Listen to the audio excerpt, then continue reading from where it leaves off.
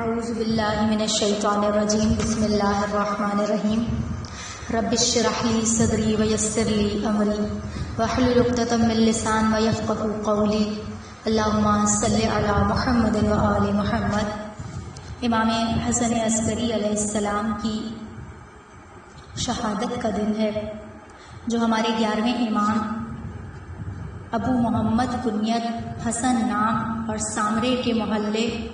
عسکر میں قیام کی وجہ سے عسکری لقب مشہور ہے۔ والد بزرگوار حضرت امام علی نقی اور والدہ سلیل خاتون تھیں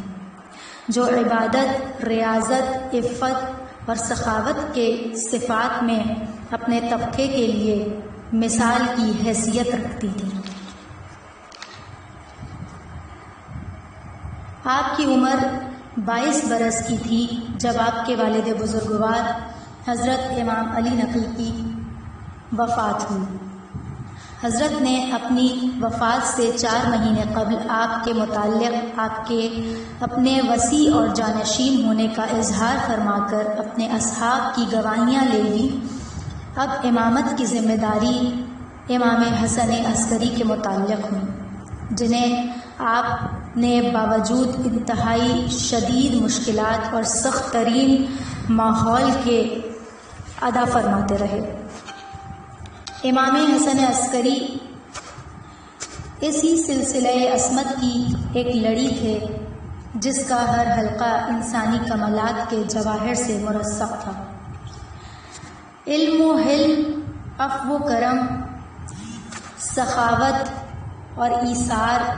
سب ہی اوصاف میں بے مثال تھے۔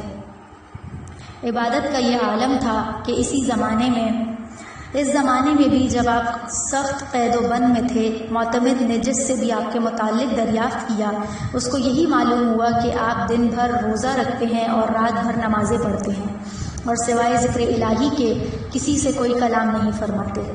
اگرچہ آپ کو اپنے گھر پر آزادی کے سانس لینے کا موقع بہت ہی کم ملا، پھر بھی جتنا عرصہ آپ نے قیام کیا، دور دراز سے لوگ آپ کے فیض و عطا کے تذکرے سن کر آتے تھے اور بامراد واپس جاتے تھے۔ آپ کے اخلاق و اوصاف کی عظمت کا عوام و خواص سبھی کے دلوں پر سکہ قائم تھا۔ چنانچہ جب احمد ابن عبداللہ بن خاقان کے سامنے، جو خلیفہ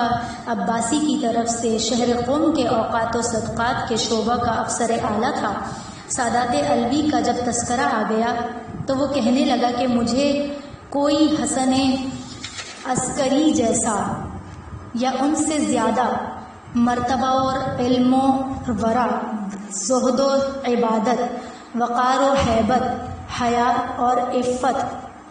شرف و عزت اور قدر و منزلت میں ممتاز نمایاں نہیں معلوم ہوا۔ اس وقت جب امام علی نقی کا انتقال ہوا اور لوگ تجہیز و تکفین میں مشغول تھے تو بعض گھر کے ملازمین نے اساس البیت وغیرہ میں سے کچھ چیزیں غائب کر دیں اور انہیں خبر تک نہ تھی کہ امام کو اس کی اطلاع ہو جائے گی۔ جب تجہیز و تکفین وغیرہ سے فراغت ہوئی تو آپ نے ان نوکروں کو بلایا اور فرمایا کہ جو کچھ پوچھتا ہوں اگر تم مجھے سچ بتا دو گے تو میں تمہیں معاف کر دوں گا اور سزا بھی نہیں دوں گا، لیکن اگر غلط بیانی سے کام لیا تو پھر میں تمہارے پاس سے سب چیزیں بھی برآمد کرا لوں گا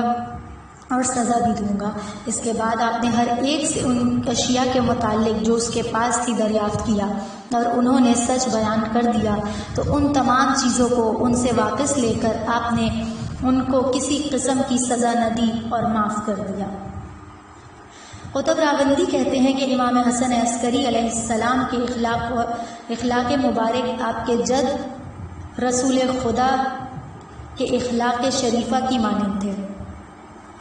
آپ کا چہرہ مبارک گندمی رنگت اور درمیانہ قد جو خوبصورت تھا اور بدن مناسب تھا۔ آپ کی عمر کم تھی لیکن ہیبت اور عظمت بہت زیادہ تھی۔ سب لوگ آپ کی تعظیم کرتے تھے، یہاں تک کہ آپ کے مخالف لوگ بھی آپ کے علم و فضل کی وجہ سے آپ کے مقابل میں سر جھکاتے ہوئے نظر آتے تھے اور آپ کی پاکیزگی، پاک دامنی، زہد، عبادت، سچائی، شائستگی کی وجہ سے آپ کو مقدم رکھتے تھے اور آپ کے بڑے بزرگوار شریف النفس، عالم اور عطا کرنے والے تھے۔ مشکلات کے سنگین وزن کو خود اپنے کندھوں پر برداشت کرتے اور کبھی بھی مشکلات اور سختیوں کے مقابلے میں کمزوری اور سستی کا اظہار نہ کرتے تھے۔ حسین بن احمد بن اپنی کتاب میں جعفر بن محمد سے یہ نقل کرتے ہیں کہ وہ کہتا ہے کہ میں نے اپنے بہت سے بھائیوں کے ساتھ اپنے مولا و آقا کی زیارت کی۔ میں نے خود اپنے آپ سے کہا، میری خواہش ہے کہ اپنے مولا و آقا امام حسن عسکری علیہ السلام کی فضیلت اور برتری کی واضح اور روشن کسی دلیل کا مشاہدہ کروں تاکہ اس کے ذریعے سے میری آنکھ روشن ہو جائے۔ اچانک میں نے کیا دیکھا کہ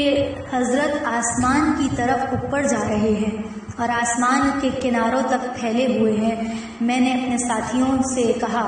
جو میں دیکھ رہا ہوں کیا تم بھی دیکھ رہے ہو؟ انہوں نے کہا کہ کیا چیز؟ اور جب میں نے اشارہ کیا تو امام اپنی پہلے والی حالت میں واپس آ گئے اور مسجد میں داخل ہو گئے۔ تو بس اتنے علمی اور دینی مشاغل میں مصروف انسان کو کہیں سلطنت وقت کے ساتھ مزاحمت کا کوئی خیال پیدا ہو سکتا ہے؟ مگر ان کا بڑھتا ہوا روحانی اقتدار اور علمی مرجعیت تو ہمیشہ ہی ان حضرات کو سلاطین کے لیے ناقابل برداشت ثابت کرتی رہی ہے، اور یہ علمی کارنامے اس حالت میں ہیں جبکہ مجموعی عمر آپ کی صرف 28 برس سے زیادہ نہ ہو سکی، اور اپنے والد بزرگوار کے بعد صرف 6 برس امامت کے منصب پر فائز رہے، اور وہ بھی ان مشکلات کے شکنجے میں کہ قید و بند کی صعوبتیں تکلیفیں برداشت کرتے رہے۔ تو بس وہی ہوا جو پہلے اماموں کے ساتھ ہوتا رہا، وہ بھی اب بھی وہی ہوا کہ معتمد عباسی کے بھجوائے ہوئے زہر سے 8 ربیع الاول 260 ہجری میں